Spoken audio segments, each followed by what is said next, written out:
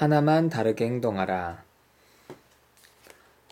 빌 오한론이라는 미국의 해결 중심 해결 중심 단기 상담으로 유명한 빌 오한론 이제 심리학자가 지은 책입니다. 부제는 인생을 바꿔줄 간단한 10가지 방법. 상당히 자기계발서적인 냄새가 나는데요. 사실 이 책은 심리치료 분야에서 되게 해결 중심적으로 또 상담을 되게 단기간에 끝내는 걸 목표로 하는 어떤 그런 지향을 가진 미국 심리치료의 어떤 하나의 흐름이라고 할 수 있는 이제 그런 단기 해결 중심 상담의 굉장히 유명한 거장이라고도 할 수 있는 이제 사람입니다. 그래서 그 사람이 자신의 어떤 심리치료적인 인간 변화에 대한 생각들을 정리한 책인데요. 사실 이 빌 오한론이 검색을 좀 해보시면 그렇게 많이 나오거나 그러진 않습니다. 또한 그 해결 중심의 어떤 단기 상담 책들에도 이 빌 오한론이 대표적인 사람으로 나오지 않습니다. 이제 그런데 미국에서는 꽤 유명하게 여러 가지 활동이나 저술 활동하는 걸 알고 있는데요. 그래서 왜 이렇게 책에는 잘 언급되지 않는, 물론 검색을 해보시면 종종 언급되는 경우도 있기는 하지만 그렇게 대표적으로 언급되는 사람은 아닐까 하다가 혹시 이것 때문이 아닐까라는 생각이 들었는데요. 이 책 이제 뒤에 보면요, 미국 심리학계의 거두 빌 오한론 박사의 대표작 이렇게 이제 돼 있습니다. 그런데 저자는 이 책에서 자기 자신은 당신이 손에 들고 있는 책은 나의 17번째 책이며 나는 여전히 석사학위 소지자다. 이런 얘기가 있습니다. 이게 이제 무슨 내용이냐면요. 자, 좀 읽어보면요. 수년 전 나는 내가 선택한 분야에서 공헌할 만한 비전을 찾아 나가고 있었다. 바로 치료 분야에서 더 효과적인 방법을 찾아내는 것이었다. 당신은 이러한 임무를 부여받았다고 느꼈다. 그래서 평소에 조언을 구하던 연륜 있고 성공한 치료자에게 내 생각을 털어놓았다. 나는 이 임무를 완수하려면 많은 저서를 써야 하고 그러기 위해서는 여러 사람을 접해야 하니 강습회도 열어야 할 것 같다고 말했다. 그러니까 워크샵 말하는 거겠죠. 그러자 그는 그 당시 내가 석사학위만 가지고 있다는 사실을 지적하면서 다른 박사학위자들이 해당 분야에서 우위를 점하고 있다고 했다. 또한 그는 내가 더 높은 학위를 따지 않는 한 절대 책을 내지 못할 것이라고 했다. 이에 나는 바로 대화를 중단하고 자리를 떴다. 당장이라도 할 수 있는 일인데 고작 학위를 따려고 몇 년이나 헐배할 필요가 없다는 생각에서였다. 나는 끝까지 나의 계획을 고수했고 그로부터 채 2년도 지나지 않아 첫 번째 출판 계약을 맺게 되었다. 그러고 나서 나오는 말이, 지금 당신이 손에 들고 있는 이 책은 나의 17번째 책이며 나는 여전히 석사학위 소지자다. 그런데 출판사에서는 그 사람을 박사로 표현하고 있습니다. 예전에 그 진중권 교수가 자기는 석사학위 소지자인데 어디 가면 자기를 박사라고 한다, 이런 얘기를 들었고요. 저 역시도 이제 석사학위 소지자라서 이런 표현을 읽으면 굉장히 반가운데요. 자, 어쨌든 이 빌 오한론은 어떤 그 학계에서는 어떤 그 이론이나 연구를 활동을 활발하게 하기 좀 어렵기도 하고, 아무래도 그쪽보다는 이 현장에 대한 어떤 치료 활동이나 워크숍들을 더 많이 열고 있는 사람이라서 아무래도 우리가 단기 상담, 해결 중심의 단기 상담 접근에서 이 빌 오한론의 이름을 찾아보긴 힘든데요. 하지만 이 사람은 아까 말씀드렸듯이 어떤 대중 강의와 저서를 통해서 사람들에게 변화는 그렇게 먼 꿈이 아니다. 당장 지금 하나만 다르게 행동하라, 이 책의 제목처럼요. 그래서 당장 뭔가를 실천하고 해결할 수 있도록 그렇게 주장을 하고 있습니다. 자, 이 책에서 계속 반복적으로 얘기하고 있는 부분이 있습니다. 좀 읽어드릴게요. 당신의 과거는 당신의 미래를 결정 지을 수 없다.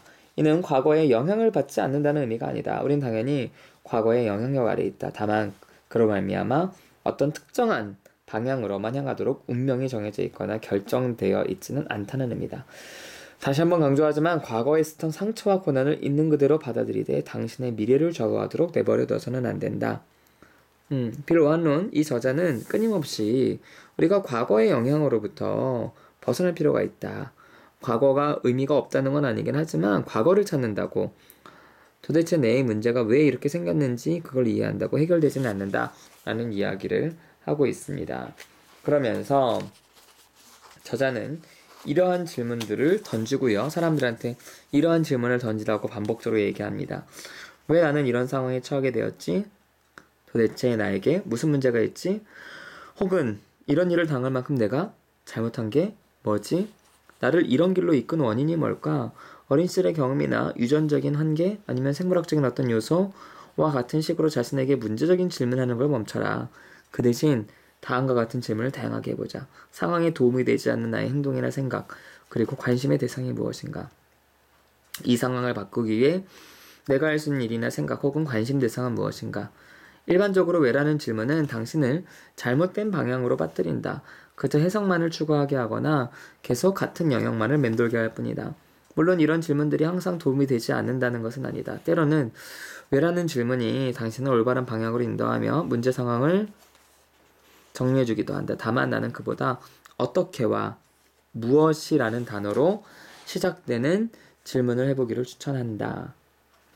예를 들면 왜 이런 몹쓸 일들이 항상 나에게만 일어나는 걸까? 왜 내 인간관계는 항상 엉망인 거지와 같은 질문 대신 자신에게 다음과 같은 조금 더 생산적인 질문을 던지는 것이다. 이 상황을 바꾸기 위해 내가 할 수 있는 일은 무엇인가? 미래의 관계를 망치지 않으려면 내가 어떻게 할까?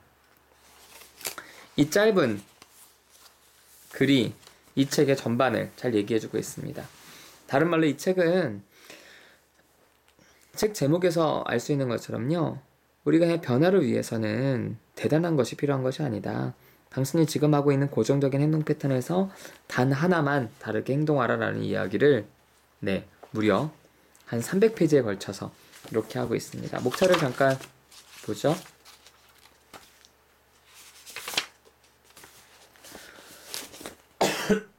죄송합니다. 해결 열쇠라는 소제목을 가지고요. 10가지를 얘기합니다. 해결 열쇠 1. 문제의 패턴을 깨뜨려라.